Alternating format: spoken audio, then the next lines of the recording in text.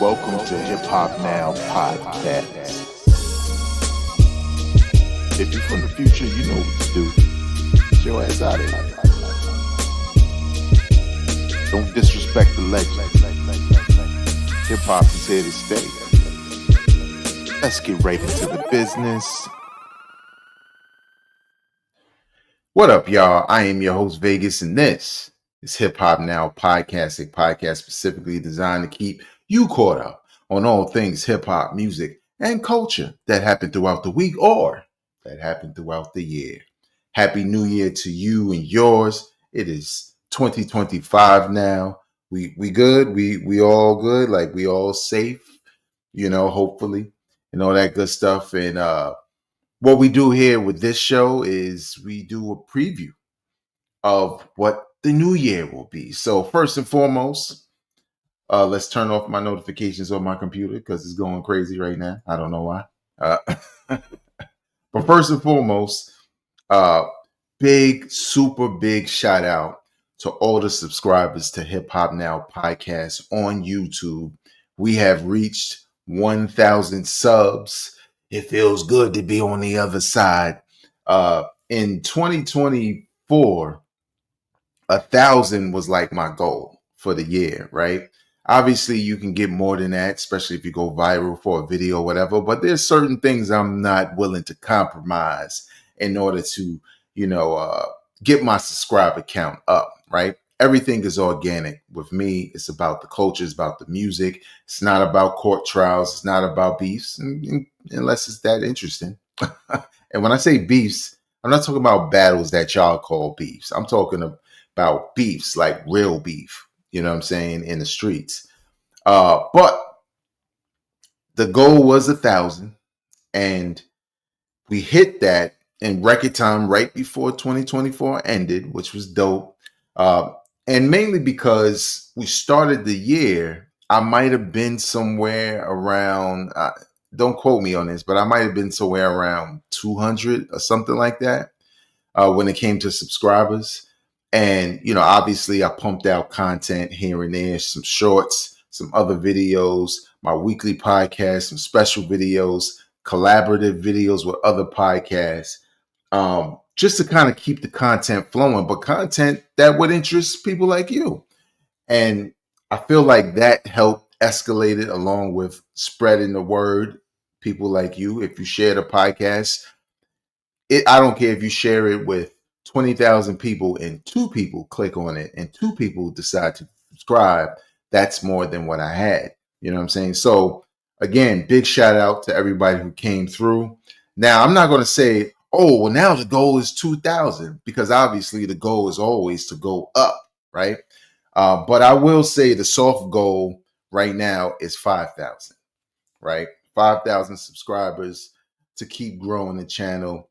I've got a steady pace going, so I think we can kind of get there, but it's a long road, and I'm not even going to jinx myself in 2025. Also, big shout out to all the news outlets over the years, to be honest, but especially in 2024, where, I grabbed some of the stories that were interesting and spoke about those, reacted to some of those.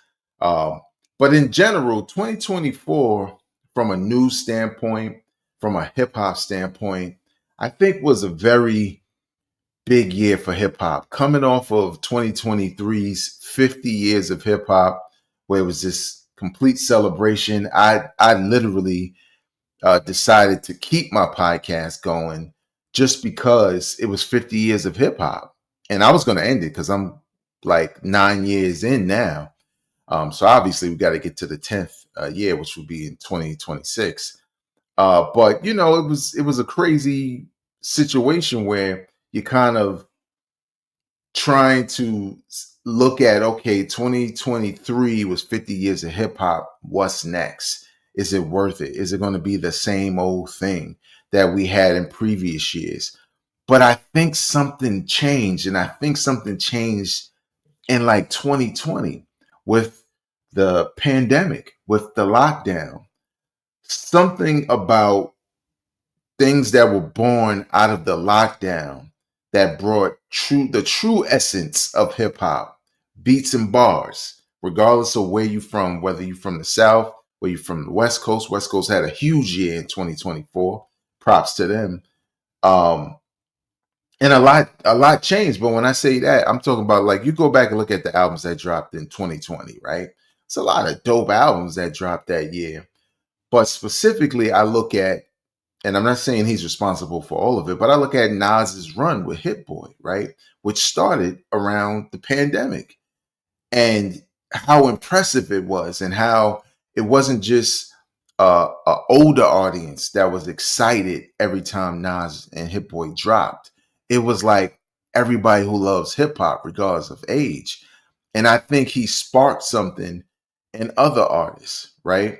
At the same time during the pandemic, um, Common talked about really only listening to old school, stress like 90s and 80s. And like that's all he did during the pandemic, which inspired him to reach out to somebody like a Pete Rock and create what many have as best album of the year, Grammy nominated, The Auditorium Volume 1, right? Born out of that time, and got to be inspired in some ways by Nas's run. Same thing with seeing LL come back to the game with Q-Tip, and finally, even though they were talking about that album for a long time, but finally put it out and have it well received. Snoop and Dr. Dre. Snoop been releasing albums like forever. But now he finally got back with Dr. Dre on a project, and it was excellent, right? So there's so many instances of hip hop basically coming back, and that's just from the old school side. Then we get the battle with Drake and Kendrick and J. Cole. You can count them, I guess. And you feel like bars were back because sure there was the internet tactics and what Drake was trying to do as far as like the stories and trolling and trying to do a lot of internet stuff, and Kendrick just kept dropping records. He kept dropping records. And one thing, and we're not going to spend too much time on that battle because there's things to talk about later in this episode. But one other thing that stood out was the fact that even though Kendrick was just dropping, each song covered a flow or a vibe or a feeling or a type of beat or a type of flow, I should say, from Kendrick in hip hop, right? You wanted your bars, straight up bars, kind of boom bap sound, you get something like 616. You want a ruthless diss track, you get something like Meet the Grams. Then you get something that none of us would have predicted, and not like us, like really like a jam, but it's a diss record. And then there's Euphoria, which is to me kind of all of it. So when I look at 2024 and I look at all these things that happened from a great battle, and that's not to take anything away from Drake because Drake was fighting, and I like push-ups. But I feel like hip hop did well in 2024, coming off a 50th anniversary.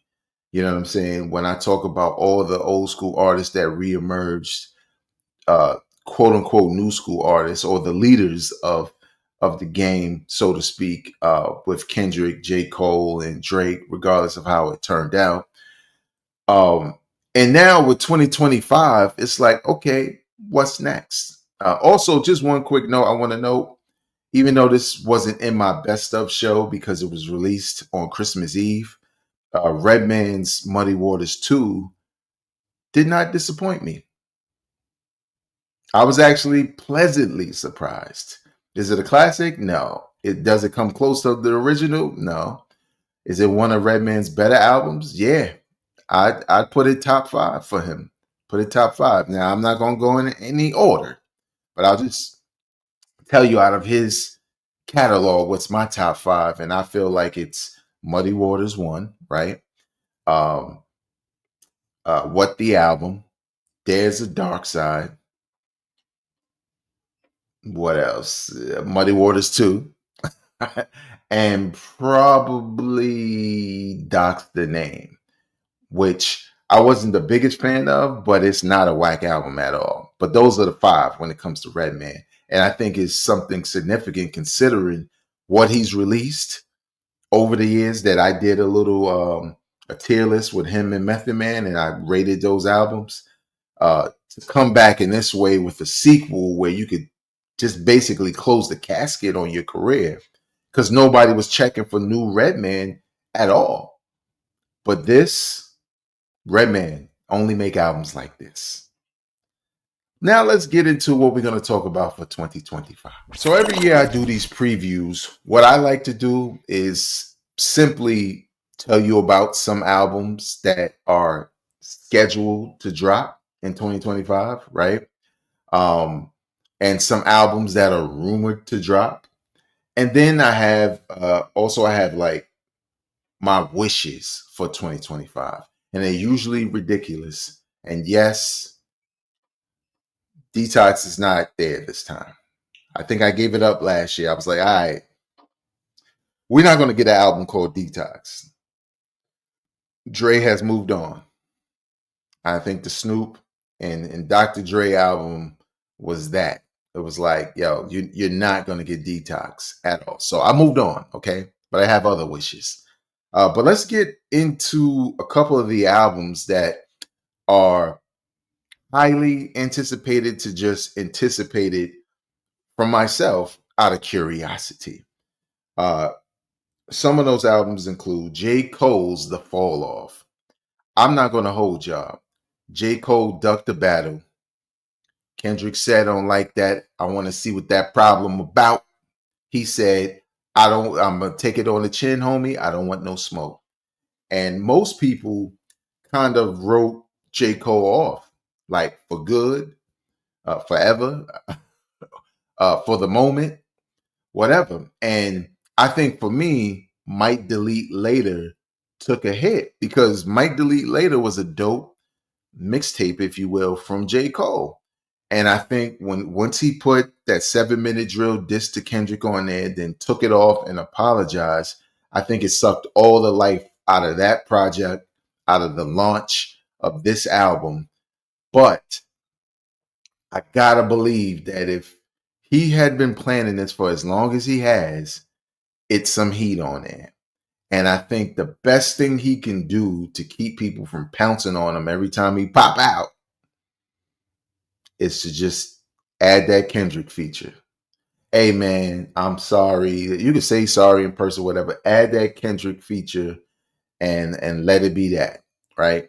Just let it be that. So I'm really curious as to what J. Cole's The Fall Off is going to sound like, whether hearing him saying I'm a top 5 MC or GOAT or whatever. He's still nice with it, but there's just something about ducking a battle. It was a battle, right? That, we ain't even gonna get into it, but it's just something about that. I've talked about it ad nauseum in other videos last year. Go watch those if you want to know my full opinion on the whole ducking the battle thing, kind. But I'm still anticipating the album. I'm not gonna lie. I am gonna press play. Kanye West Bully. Now the only reason why this is on here, because I think I tapped out after Vultures with Ty Dolla $ign, right? Like it was cool, but I was like, yeah, this is a bunch of nonsense. Whatever. There's a crowd for it. Well, this album, Bully, that Kanye West has been teasing, is supposed to be you getting the old Ye back. Remember how everybody like, yo, I miss the old Kanye. I miss. This is supposed to be that. Now, I will say this. On a production side, he hasn't really left. He might choose to make different styles of beats, but they always sound good to me. The music always sounds good, whether I like his newer projects or not. But something about the Oye back, like he can still rap. He can still spit it. He still sounds like the Ye you know. It's just that the music has changed over time and the subject matter has changed to something that most people, not most people, but people who want the Oye back don't like. This album is supposed to be Oye. Now, when we say Oye, it's supposed to be that. Well, that means college dropout, late registration, graduation, maybe a little Yeezus, My Beautiful Dark Twisted Fantasy, like something So we'll see. I'm curious to listen for that reason alone. This is highly anticipated because I thought it was going to drop this year, but then when I saw them in Def Jam, like, hey, we signed, I was like, that album ain't coming out in 2024, but in 2025, I think so. That's the Clips. Let God sort them out. I love the title. I love the title. I cannot wait. I love Pharrell's brand of boom bap, if you will. It's always clean, but it knocks. You know what I'm saying? It's always very different, and it just fits the the rapping styles of No Malice, and Pusha T. And if we're not going to get a Pusha T solo, I can wait, and because I'd rather have Eclipse, I'd rather have that break because Pusha T really gave us two back to back joints before this. So in 2025, I'm definitely looking forward to that. Lil Wayne, the Carter Six. I was not really interested in this because I feel like the Carter series hasn't been that good since maybe Carter 4. But for me personally, Carter 3 was like the peak of it, and everything else has kind of been downhill. Not saying every record was whack on those other albums. It was just like it was hit or miss. It was like, oh, this one's crazy. These are trash. Oh, these two are dope. These are trash. So I'm curious as to what this is going to be, especially coming off what he called a Super Bowl halftime performance snub. Now, no one agrees with that except for those who are woe is me, crying ass people like he was, right? But according to him, he's moving beyond that, right? He reached out to Kendrick to actually congratulate him like a real professional does, even if you're disappointed. This is your counterpart. This ain't, you don't got no problems with him unless you do. So I kind of feel like Wayne has some motivation now. I don't know what that album was sounding like prior to this situation, but now that he has some motivation to show why he's crazy, not mentally crazy. You know what I mean? Uh, but why he call himself a GOAT, why he think he should have got the halftime performance. This is the album that will have to say that because the performances haven't said that. We know he got the hits to do the Super Bowl, but he got to make 2025 his year, right? Kendrick, Kendrick owned 2024. He owned it. It was just too crazy. He owned it. But now it's time for Lil Wayne to look at what LL did, what Snoop did, what Common did, and say, yo, I'm going to remind you of who I am also. So that's part of the reason why I anticipate that project. Nas and DJ Premier. Now, they said it was coming later this year. I did not believe them at all. Why? Because I kind of feel like Nas needs Premier to jump in a new bag of beats. Because most of the beats that Premier, including the little teaser preview song they did, um, the formula was what you expect from Premier today, right? And we need Premier to do some beats that are unexpected. We know Nas in the pocket. Coming off the Hit Boy joint, features and all that, he really hasn't missed. But we need better from Premier. And from what I hear, you get that, but you're gonna get it in 2025. Now, I would love for it to be a springtime pop out kind of thing. You hit us with a single in the springtime, and then you hit us with an album eventually.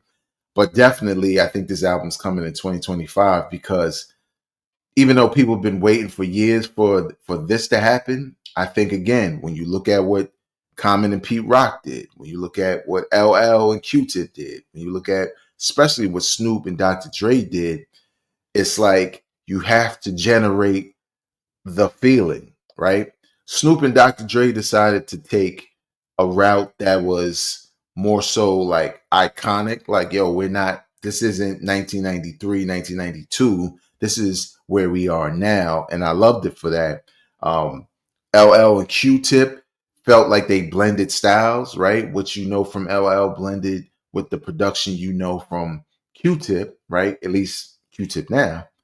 And then with Common and Pete Rock, the goal was to capture the essence of back in the days. And I think they did that. So DJ Premier and Nas have to find an identity. And I think getting something that sounds like everything they've done previously, not to a T, but that feeling of when you first heard Nas is like, when you first heard New York State of Mind. You know what I'm saying? Like that.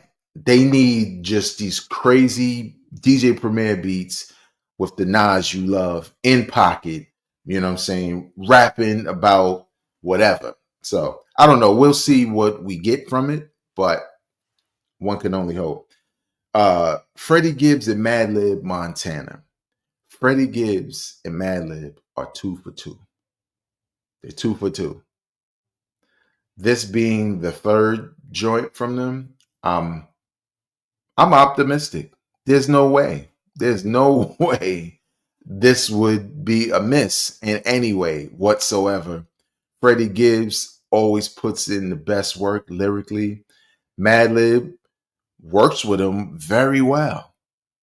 So I'm expecting great things from that project. Something that was recently announced, formerly known as Mos Def, Yasin Bey, and Alchemist have a project coming real soon called Forensics. I ain't gonna hold y'all. This is not highly anticipated for myself. It would have been if it was 1998 or 2000 or somewhere around that time. But nowadays, there are times where Alchemist can produce. I don't know. He can produce to. I won't say this because it sounds more like, well, that's what you should do, right? Sometimes he can produce in a way where he's dumbing down, if that makes sense, because the artist has a certain flow and vibe. So sometimes the beats are they're just whatever. You know what I'm saying? They don't catch your ear at all, right? They just kind of there. And some people love that. But we know he could do better because I think when he was producing with Hit Boy, his beats were way better. It was the Alchemist who I knew. And then there's Yasin Bey, who on the Black Star 2 album sound like the most disinterested rapper I ever heard in my life. Not because of what he was saying, but how he was saying it. He just didn't have a level of energy we were used to hearing from him. He's almost mumbling with it, you know what I'm saying? Even though he's not, but you go back and listen to his flows before, there was just a little bit more energy in his delivery. You take that delivery that's disinterested and add it to beats that almost sound disinterested, you may have a very boring ass album. But I am leaving hope up front just in case it's what I hope it is. And Mos Def hasn't done a solo project in a minute, so it might be way better than I anticipated. So I don't know. We'll see. Uh, Also next year that had been announced, Common and Pete Rock, the Auditorium Volume 2. I'm gonna tell you right now, I'm just as hyped for this as part one, because to me, if you're gonna make a part two, it better be better. Or it better be so close that you can't tell like which one is good, which one is the better album. It better be that. Because remember Prime, DJ Premier, Royce the 5'9"? First project was like, damn, this was a dope idea. I'm glad they did this. The second one was like, yeah, that's enough. I don't want that to happen. I don't think it'll happen because Pete Rock is just crazy with the beats. I think that will get you in. But I think they probably recorded so much music initially that they have enough bangers left to say volume 2 and maybe volume 3. So we'll see.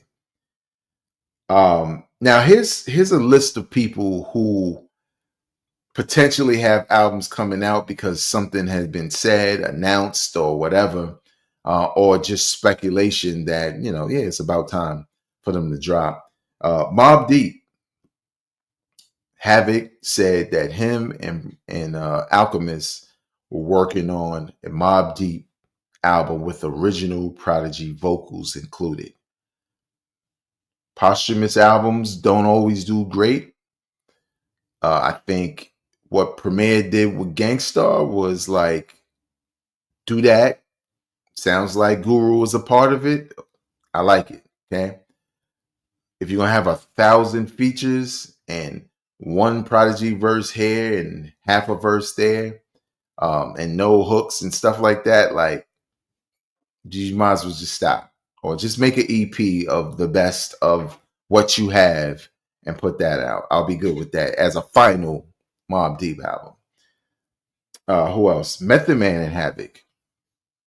They shot a video for a song, but the album never released this year. So that's something to look forward to. I'm hoping Havoc, because Method Man's problem with his albums haven't always been he lacks production. Because his production on most of his albums isn't that bad over the years. But it's him holding down an album lyrically by himself, and his features always sound excellent, but then when you get to the album, you always feel like there's not much here, in regards to substance. So hopefully working with Havoc, there's some kind of magic there between the two that, makes for a better Method Man album than there's been probably since Meth Lab 2. Meth Lab 3 wasn't that bad, but I think Meth Lab 2 probably was his best in years. So we'll see. Also, Gangstar. Premier kind of teased that there would be another Gangstar album, and then he released a song that to me was just, it was blah. Like, if you told me, like, if the album's going to sound like that, say, hey, these are records we worked on during some of your favorite albums, but they never made the cut. It's Gangstar Lost Tapes. I'd be all in, right? I think Main Source did that. Like, there was an original kind of version of Breaking Atoms. No, it wasn't that. It was what would have been Main Source's second album. And I thought the way it was done was perfect because it already places you within the context of when this stuff was recorded. So that tells you why the beats sound older, the music, the voices, whatever, right? It gives you the context around what you're hearing, and it kind of prepares you for the sound, right? So I kind of want that for Gangstar because that first single, I was just kind of like, what is this? Is like a Gangstar throwaway, right? This doesn't feel like we put some new stuff together for a new album like their previous album, which I thought was pretty dope and should have been the end of Gangstar's catalog. But who knows? Maybe Premier got some joints. Busta Rhymes. Busta, I think around this time last year, released, I think it was around this time last year. I can't remember. But this album Blockbuster, that he basically did a lot of records with a lot of younger artists. The sound was younger as far as the type of production, and most people were very disappointed, including myself. I'm all for him doing that, but it was almost like he was playing their game instead of collaborating for real, for real. Like, oh, I made a beat that a Deja would be on, and then I'm going to rap on it, trying to, it just felt like he was pandering to a younger audience instead of truly collaborating. And who knows, maybe that was their version of truly collaborating, but it just didn't do well for Busta because his fan base isn't younger cats, and they're not going to jump on board just because you put, somebody they like now on your album. It's just better for you to do you and bring them along, in that way, and introduce people to what you do. So Busta's already been teasing. He has a song out already, and I forget the name of the album, but It's definitely dropping very soon. The Roots are also rumored to have an album this year. So is The Game. Apparently, he's working on documentary 3. I don't have any reason to believe it'll be whack because even though I'm not the biggest fan of the first documentary, which has more to do with name dropping in every instance than it has to do with it being a good album. Documentary 2 is slept on. It was a double album. And when you make a double album and both discs are crazy, I can't see Game fumbling with this third one. So we'll see.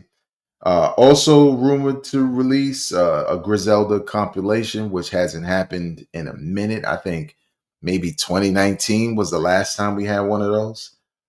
Uh, I wrote Gangstar twice. Crazy. 50 Cent was supposedly working on his final album for a long time, so maybe we'll get that. No, we do not want 50 and Eminem. I've never liked a record they collaborated on together. I've never liked it. Always felt like two different worlds colliding and it don't sound good. Okay. But there's some people who might want it, so whatever.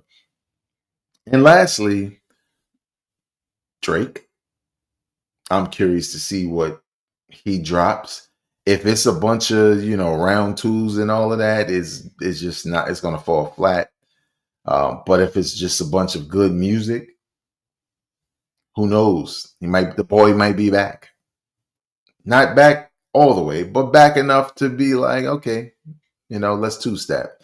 And the rumored Kendrick got another album situation, right? He dropped GNX in 2024 out of nowhere, and everybody, for the most part, a lot of people seem to love it. He has a Super Bowl performance coming up, and chances are an album will either drop before, during. With Kendrick, I'm thinking he gonna leave the stage at the Super Bowl, and it's gonna be an album on Apple Music and Spotify. Just waiting. Because everybody gonna say, what song was that he did like at the beginning that he opened with? What was that? And then an album drop and it's on there. Kind of like Squabble Up, right? So we'll see. Now to end the show off, I'm gonna do a couple of wishes. A couple of wishes I have for 2025. So let's start at the top with that. I want to see albums from Jay-Z.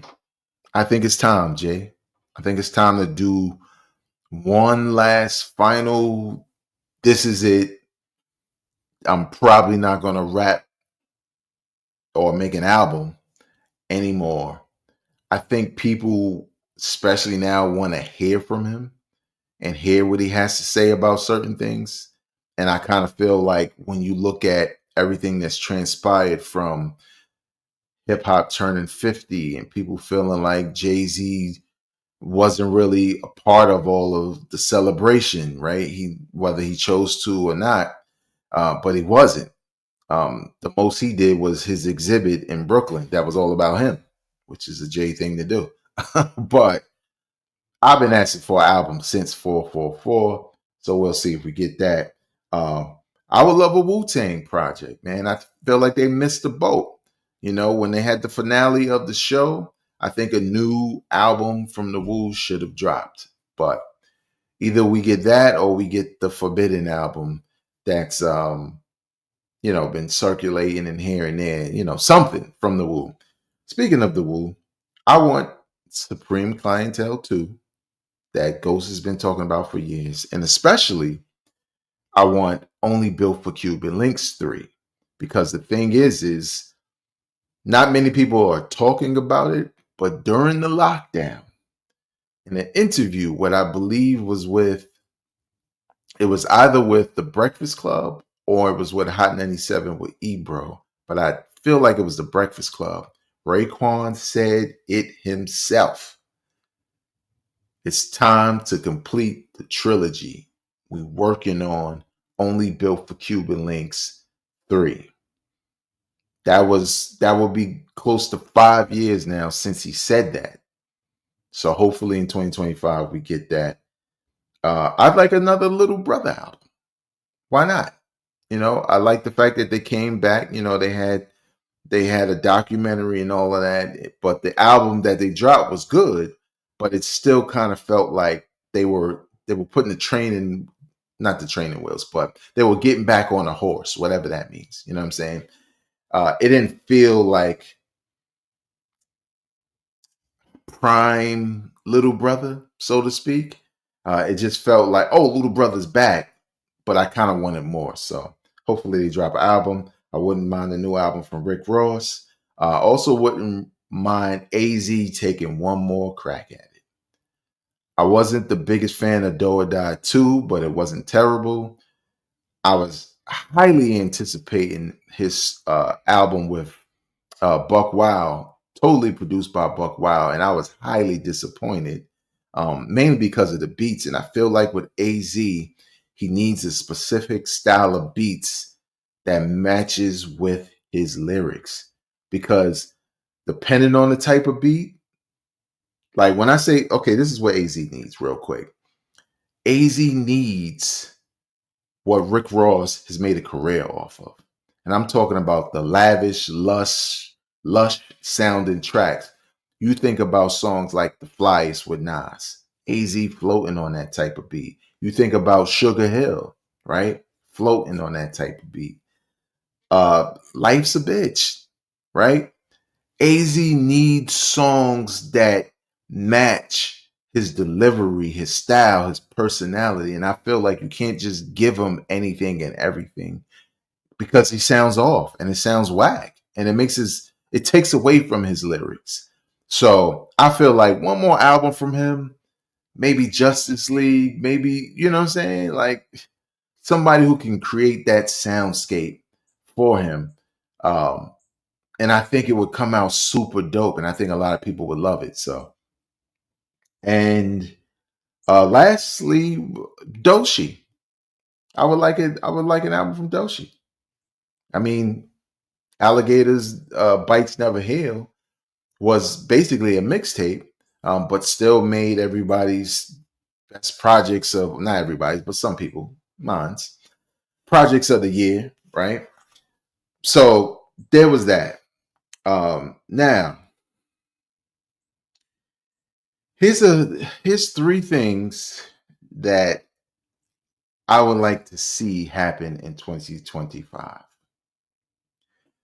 Number one, I need all my favorites to be more calculated with their releases. And as examples, I'm saying Benny the Butcher, Conway the Machine, and Ransom. I feel like it's dope to get multiple projects from them within a year. But what I don't like is that sometimes they feel like we're just getting projects, right? Some are better than others. When you look at the totality of what's released, like let's use Ransom for example. I liked mostly everything I heard from him this year. I didn't get to hear the joint that was only on his on even.com. But from what he released EP wise, and then the collaborative album with Conway, I think you could have just made a very dope album with all of it. To me, that would have put it in the, you know, best of the year category in most cases, right? Because how can you have a Ransom and Conway album drop? And when I look at most of these best of 2024s, I don't even see it. You know, it's crazy. So I would want more of that, right? Like I felt like with Benny the Butcher, right? Even though I loved Everybody Can't Go, towards the end of the album, it starts to taper off. But he released Summertime Butch that had some joints on it. You could have took some of those weaker joints off the Def Jam release and put some of the higher points of Summertime Butch on there. Like I just need them. And the same thing with Conway, right? Conway released probably 3 projects this year. Slant Face Killer didn't really do anything, even though it had some joints on there. Again, he had the project with Ransom. He had another project in between, I believe. I just can't remember. But that's what I mean. Like, instead of a project that's you almost had it, or man, I wish there was a little bit more. and then you keep releasing different projects throughout the year. I know what it does financially, you know what I'm saying? But at the same time, I just think one project or two, right? An EP and an album that are the best of the best that you're going to give people for this year, it resonates more with people. Like if you're looking for people to spend, they're going to spend more because of the simple fact, you just giving them high quality hip hop and it's not piecemeal. So second thing I'd like to see happen, no more round twos. Drake versus Kendrick, Kendrick versus Drake is over. As far as I'm concerned, I don't want to hear no more shots, subliminals from either, right? I just want them to get back to the music. The battle happened. It was a great time in hip hop, but it's over. Kendrick won, Drake lost. It doesn't take anything away from Drake losing when he was fighting the battle, whereas J. Cole was like, I'm out. I don't care what happens. I'm out. Doe, let me out. Right? So I don't even want it. I don't even want Drake. Don't even do it. Don't do it, man. Don't come out with a bunch of diss records. Don't come out tooting your lips and trying to look tough and saying things and trying to pull the wool off. It was bots the whole time. Like, no, we don't believe you. You need more people. In 2025, move on. Both of y'all. Okay? Break it up. That's what I'm saying. No more round twos. No more rounds. I don't want to see any other battles either, unless it's that compelling. But I'm looking at you, Lord Jamar and Fat Joe. Stay away from the booth. I don't care what you guys got to say about each other. I just kind of feel like that was dope to get that battle. The way it played out felt calculated, but also random. And it was more exciting than we could have anticipated. So I don't need anybody going to manufacture a new battle or rekindle a battle that been over. Okay. So there's that. And lastly, I just want to see more great releases from old school artists, right? Legends in the game. Great releases. Not I released an album, Rakim, uh, but great albums. You know what I'm saying? Where you could tell the lyrics, the sound, the quality of the sound, the beats, the concepts, lyrically and sonically, the album cover, right? Like, just make dope music again. Don't make music to say the legend you know has new music out and the music is weak. Like, no. If Rakim is coming back out with an album, which he said he would, I need him to be welcomed home. I need dudes with production that's crazy to lace him, right? Don't charge this man a bunch of money. It's Rakim. Because if the brother was going tomorrow, then all these dudes would be like, yo, you know what Rakim was to me? Well, give him some fire beats, man. Give Rakim some beats. Okay, Ra, we know you can make beats, but get away from that machine. We need you to spit. Okay. And I need a Nas and Rakim definitive collaboration on this album, probably produced by Premier or somebody crazy like Knots, okay, or Bink. Somebody gonna make something that sounds monumental. But I just want to see more of that because when you think about what we said about LL and Common and Snoop, and Redman, I need y'all to do that. If you dropping an album, if you old school, I don't care if it's KRS-One, Slick Rick, Ice Cube. I know you dropped an album, but nope, not that one. Um, but Buster coming out. Like, we need the the legends, the guys who started the game, the guys who pushed the game forward. We need quality hip hop coming out in 2025. And I think between the guys I mentioned, they gave everybody enough groundwork to say, this is how you make music now. when you were a legend, like in the 90s, you know what I'm saying, or the 80s or whatever. Not everybody can do that, but I think though it all takes motivation and inspiration. That's all it takes, to be honest, to tap back into that, even if it's just one time, to tap back into who you used to be. Also, I wouldn't mind an EPMD album. Like, I think it could be crazy. I think it could be. So there you have it. This has been the 2025 preview show for Hip Hop Now podcast. Please remember this podcast is available in audio form also on Apple Podcasts, Spotify, and everywhere you get your podcasts. The channel on YouTube is Hip Hop Now Pod, right? And we're going to keep growing this channel. I got a lot of content coming. The goal is 5K. So we're going to keep pushing for more subscribers. And we're going to be bringing more content to you guys, including, you know, other collaborations with other podcasts. So there you have it. Until next time, y'all, I am not a critic. I'm a fan. Peace.